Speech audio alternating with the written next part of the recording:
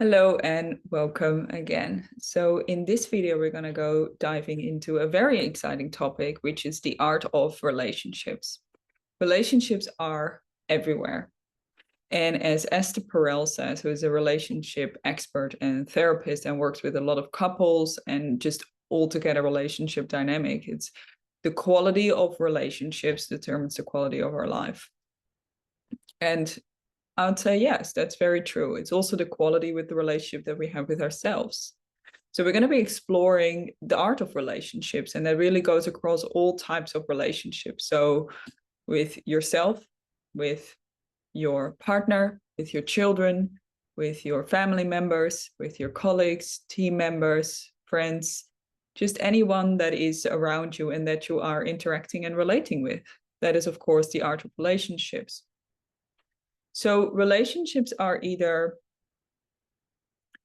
always either dying or deepening. And so here on the left-hand side, and just look at the left-hand side for now. I know there's a fair bit on the screen, but just look at the left-hand side. You see the death spiral of relationships. And what you see is the spiral from withhold to withdrawing to projecting.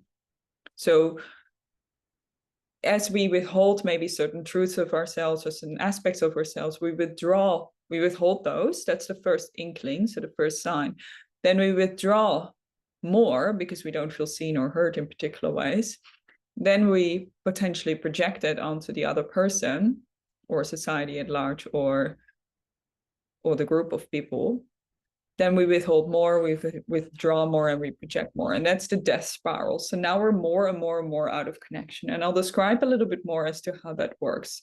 So many relationships, and you might have noticed that in your life, many relationships start with a lot of promises. And there's a lot of excitement, a lot of connection, lots of positivity, and a lot of potential available there. And we can feel it when we come into a new romantic relationship or we meet someone new. It's like, wow, this is such a beautiful connection, and we feel a sense of closeness and connection.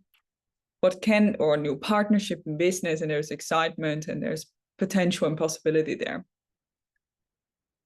In the beginning, we're not yet so much concerned in if we are healthily attached, which has to do with attachment styles. But generally speaking, for a healthy human being, there isn't much concern in the beginning of a relationship. Yeah, so we're in connection, we're just simply in openness, and that's the, sort of the space and the state that we're in. What can start to happen, however, over time is that sometimes we withhold certain aspects of ourselves. So we don't say so. We might not say what we actually think or believe in a certain situation. It could be as tiny as not eating certain food because we know the other person doesn't like it, or not sharing certain thoughts or perspective because we think the other person doesn't like it. So we withhold certain aspects of ourselves in order to what we can call fit in or be close. And it can be really tiny little things. Yeah, it doesn't have to be big truths. I mean, it goes along the whole spectrum from really big parts of ourselves that we're withholding to really tiny, small little things that we're withholding. And of course, if we withhold tiny little truths of ourselves, it's most likely on behalf of withholding something deeper within ourselves. So that's really the first choice that we have in a relationship. Is like, and why do we withhold? That's really the question. Why do we withhold certain aspects of ourselves? It's the first reason for it is that the choice that we have is that we either reveal. So we reveal a certain aspect of ourselves, maybe certain things that we also don't like or aren't necessarily proud of, or maybe ashamed of, or are certain qualities that we deem to be somewhat inappropriate or maybe unlovable or acceptable. But we can choose to either reveal that or withhold that. And if we have certain aspects of ourselves we really don't like, it's most likely that consciously and unconsciously, most likely unconsciously, we're going to withhold those parts of ourselves. So what that means is that we close down, and somatically, that's what it feels like. So we close down, there's a contraction in the body, instead of that we open up and it's light. So there's a heaviness, there's a contraction, there's a closing down of some sort. As that starts to happen, we start to withdraw.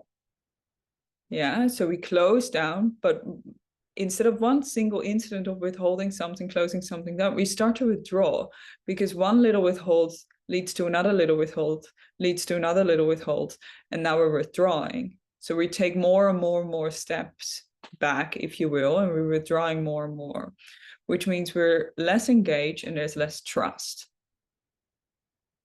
The spiral is then begun. So we're really in this withhold withdrawal spiral.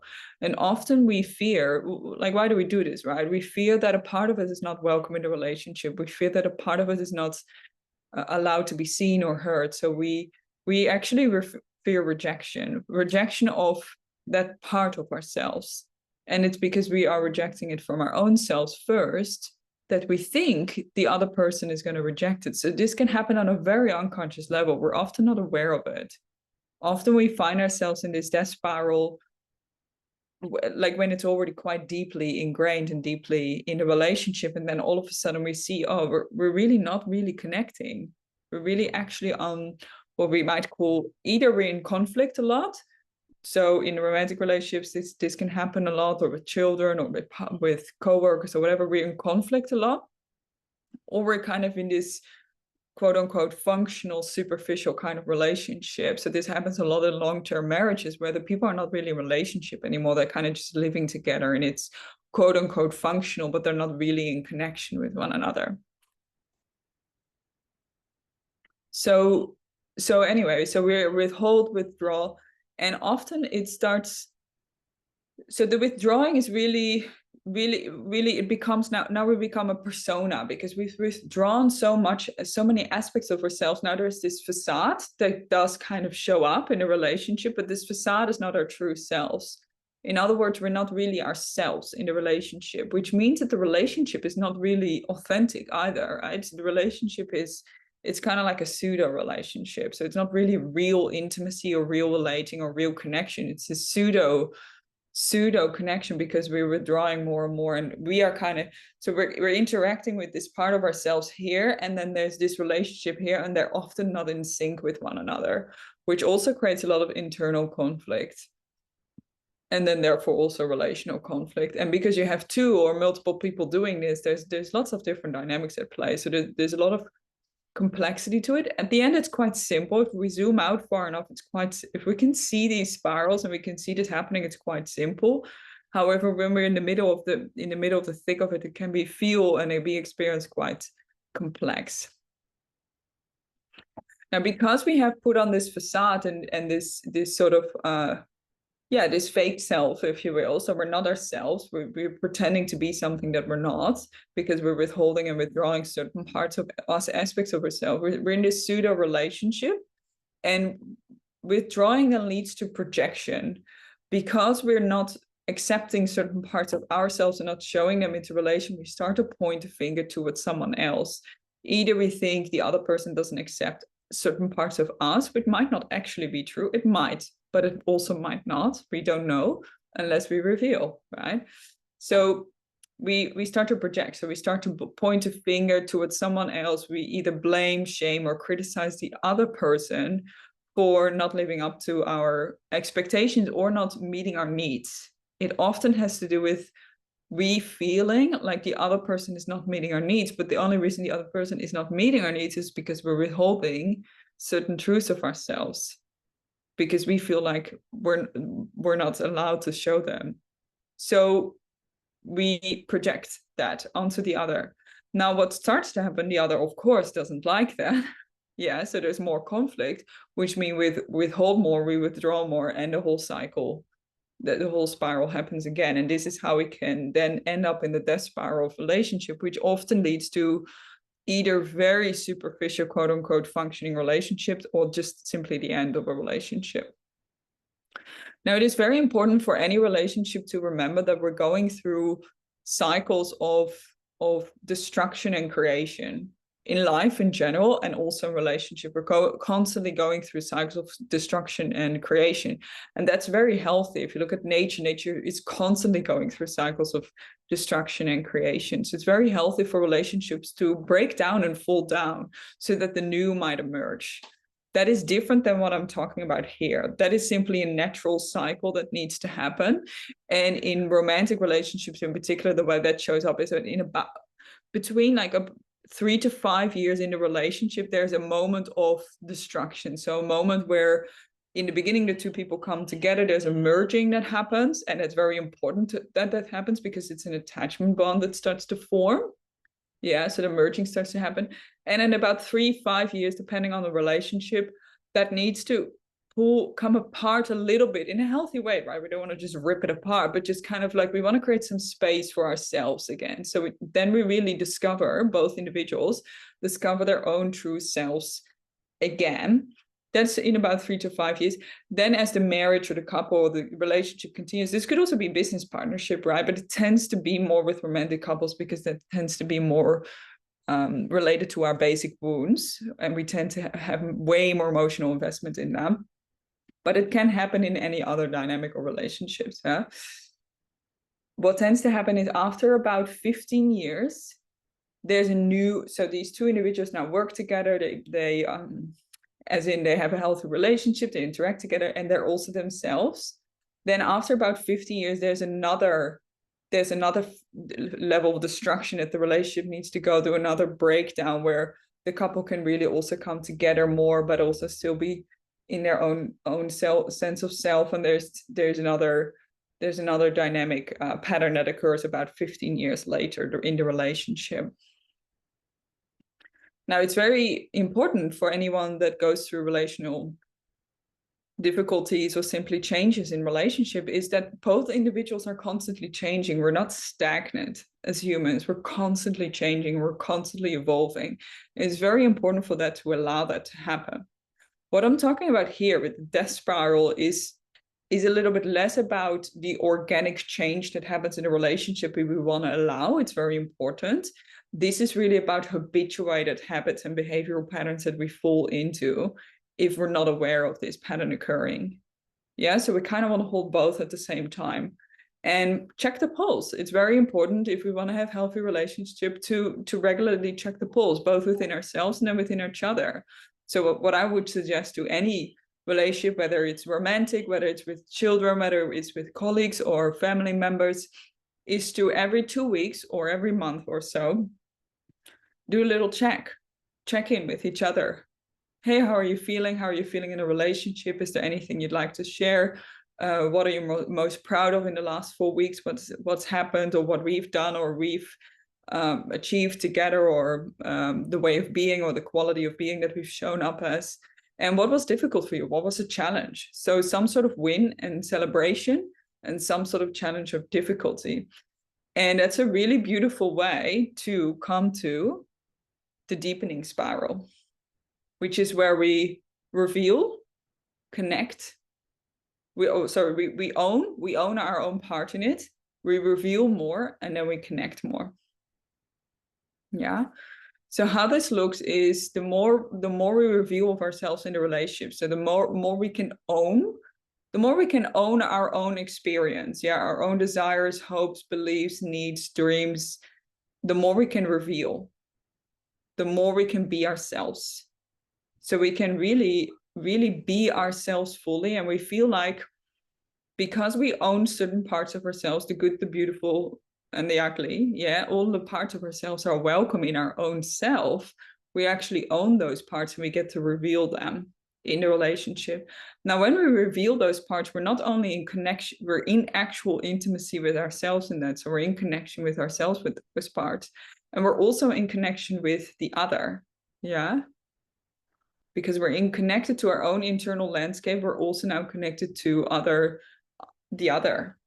And we allow the other to connect with us, which means we are in connection with their thoughts, beliefs, and perception, and we can truly hear and see ourselves, the other, and therefore there is a true intimacy occurring, if you will, a reciprocity of hearing and seeing one another, which then also allows us, it just deepens that. So it allows us to more fully hear and see ourselves then as well, in maybe our own flaws or mistakes or perceived imperfections. Yeah, some things that are here that we might not always like about ourselves. The other can really show us in a really healthy, loving way what we can look at, but that only happens when we feel safe.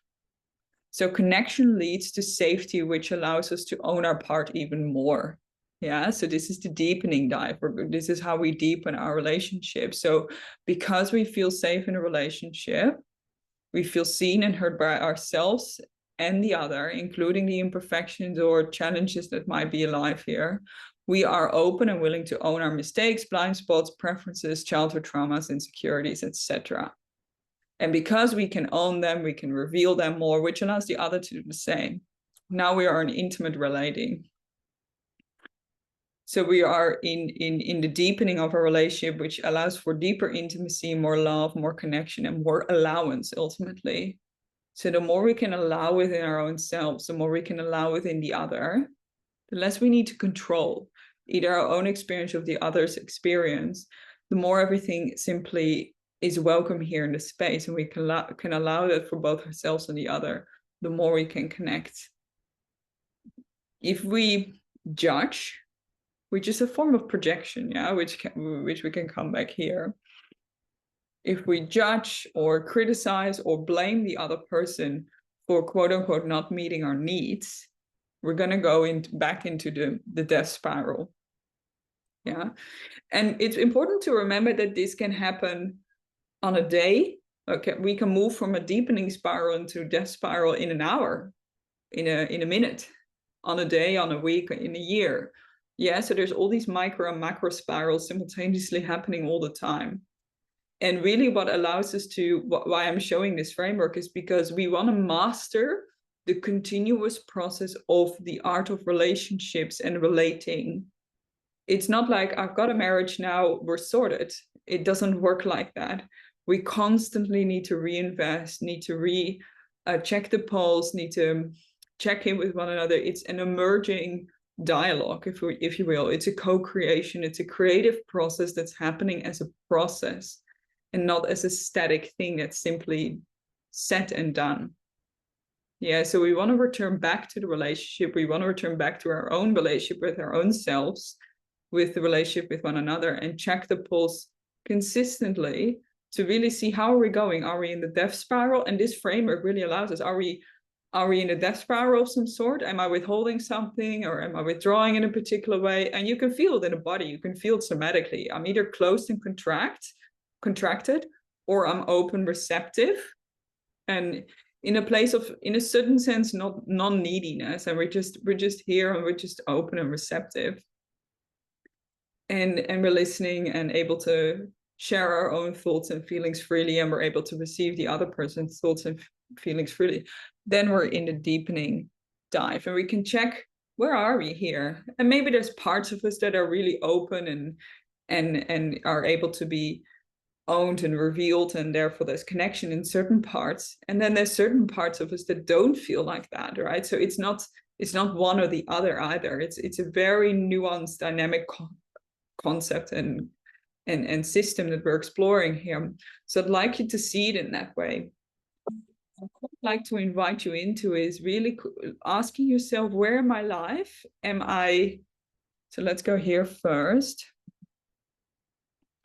Where am I? What am I withholding from my own self? Which truths am I withholding from my own self? And in a way, how am I, quote unquote, rejecting myself? Could be you, and you feel it in your system. You feel a sense of discomfort or dis-ease if you're not really true to yourself. So it's really important to have a good, really clear relationship with our own internal landscape for any external relationship to also really work. However, it's not the only thing. We also we use other people's as a way to understand ourselves better as well, right? So it's not one or the other, and it's also, we need to first look at ourselves and then at the other. It's kind of this constant dynamic process that we constantly want to look at. But to start with, for now, ask yourself, where are you potentially not true to yourself? What are some actions or behaviors or some ways you're operating into your life that you kind of know they're not really true for you anymore? They might have been in the past, but just not anymore. And what would you like to then potentially change, which then leads to, what would you like to own? What would you like to own in your life that you're not currently owning? This could be you're not actually stepping up into your potential. you're afraid to have children, and therefore you're not really owning your fear, and therefore you reject that as a possibility, but maybe you can. Or you don't want children, you want to travel more, you don't want a 9-to-5 job, whatever it might be. Yeah. So I'm just mentioning some examples now, but just really getting really truthful, radically truthful with yourself. Where are you out of alignment, out of integrity? Then you can reveal that to yourself. So write down 3 things that you can own, and then write down how you can reveal that to yourself on a day-to-day level. Maybe you can put a reminder for yourself. And then 1 person you're going to share this with. This could be an intimate partner, this could be a colleague, this could be a family member. So also write down 1 person that you're going to share or have a conversation with about something you wanted to have a conversation with them. And that's how you bring this into practice. We can study this, and that's really nice, but we really want to make it a living, dynamic process for you. So I want you to also actually go into the world and apply this to your life. So have at least 1 conversation with 1 person that you know you're going to, and I'm sure all of you need at least 1 conversation with 1 person, yeah, to reveal something of yourself that you maybe haven't in the past. Yeah. You know, if something comes up in mind, or there's either an association, so something comes up in mind, or there's like oh, I don't want to really look at that. Both of those are a sign that there's something here for you to explore. So have fun, explore, and if you have any questions, please reach out. Thank you.